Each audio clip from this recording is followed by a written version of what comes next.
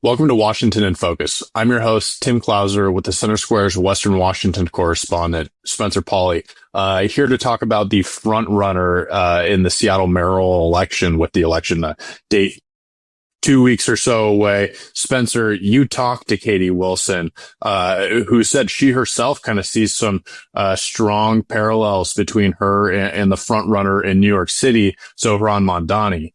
Tell me a little bit about each of these candidates, where these parallels are and where they might differ. Well, they're both progressives, right? They both want more progressive taxes that target higher income individuals, businesses, and they both are not shy of identifying as a socialist. Mamdani himself is a member of the Democratic Socialist Party.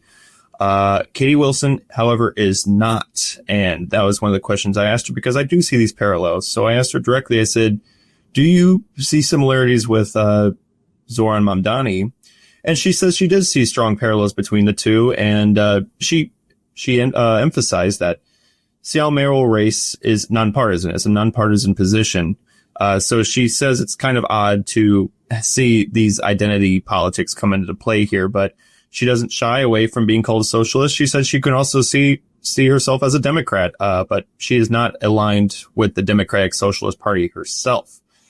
With that being said, there are similarities, like I talked about the progressive tax revenues they're both campaigning on. But also, they both want universal, affordable childcare for working families in Seattle. These are summer programs. But they do stray a little bit. Mamdani himself wants free bus fare. He doesn't want bus fares at all, I should say, for New York City. Whereas Wilson has said she wants free and reduced programs for Seattle for people. So just a little bit different there. But yes, there are similarities for sure between the two. I would say Mamdani himself has gone more in the progressive way than Katie Wilson herself, but she is definitely on that spectrum. Mm-hmm.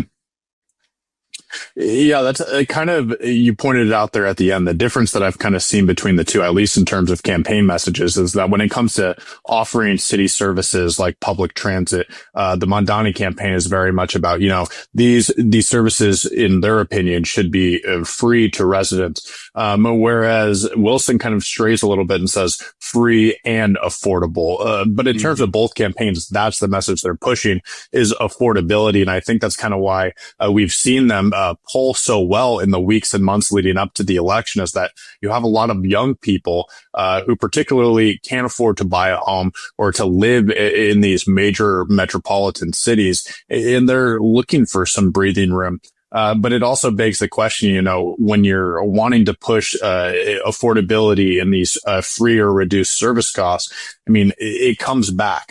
Who pays for that? I know Mamdani, he himself has advocated for raising the New York City sales tax rate by somewhere upwards of 2%, which might not seem like a lot, but in terms of a single increase, it's pretty substantial. What did Wilson tell you about, some of these progressive taxes in Seattle and other issues like rent control and such? Sure. Well, I'll tell you, I asked her because one part of this is you want to tax big businesses, sales home to Amazon, Google, Meta. There are offices here that are targeted to the Jumpstart payroll tax, which Wilson was an advocate for before her mayoral race. And she was pretty straightforward with me, saying she understands that Amazon has the power to move employees to Bellevue. And what she wants to do is have them sit at the table with them and find out incentives to keep Amazon here. So it's not just a direct tax these big businesses, but find a way to keep that relationship intact with these businesses that foot a huge part of the bill here. We're looking at Seattle's current progressive taxes. So I think she's not shy to say that there needs to be some kind of middle ground here between the city and big businesses. So that's one of the conversations we had. But the comparisons are there between New York City and Seattle when it comes to the main issue residents are having is affordability. New York City is drastically expensive, and so is Seattle, just East and West Coast issues here. And I think that's what the platform is running on, is how to make it affordable for the working class individuals. And that comes with, in their mind, targeting other kinds of taxes. And I think that's what we're seeing here. Now, I asked Wilson, I said, how is this? We're seeing this progressive wave here. She's the front runner. She's leading the incumbent mayor, Seattle Mayor Bruce Harrell. And you're seeing Mamdani lead by over 10 digits, I believe. And she said this comes in the midst of the Trump administration. He was elected. And I think a lot of Democrats look at the current Democratic Party and see it as just representing the status quo, not moving the needle. And so that's where you're seeing this more drastic, progressive, platform being more popular with its residents. And I think that's what we're seeing here in Seattle. And I think that's what you're seeing in New York City. Yeah, it's really interesting to see how the party has responded to the 2024 election and Trump taking his second term. I mean, with some representatives, you hear them say, look, the Democrat Party really failed in the last election, and we need to regroup and kind of maybe take a more centrist viewpoint moving forward. And then you have other groups like Mamdani and Wilson, where they're really leaning on the progressive movement and pushing issues of affordability.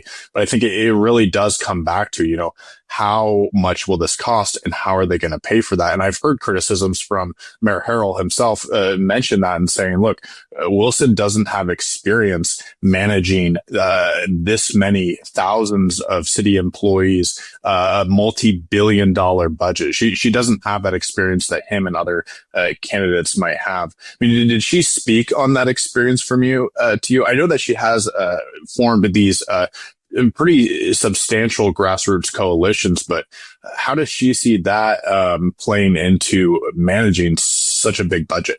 She touched on it a bit, and she basically described herself as an outsider with the insider expertise. I mean, she was the co-founder of the Transit Riders Union, which advocates for progressive transit policies, but has also pushed for minimum wage in Tukwila and Burien, which are now the highest in the United States. And that was led by her, really, and her union. So she acknowledges she doesn't have experience as in an elected position, but believes that her outside expertise will help. And that's another comparison to Mamdani, who, while he's just an assemblyman, he hasn't really ran a position like a mayor or even like a city council position, which is interesting to see from the city of New York City itself, the largest city in the United States.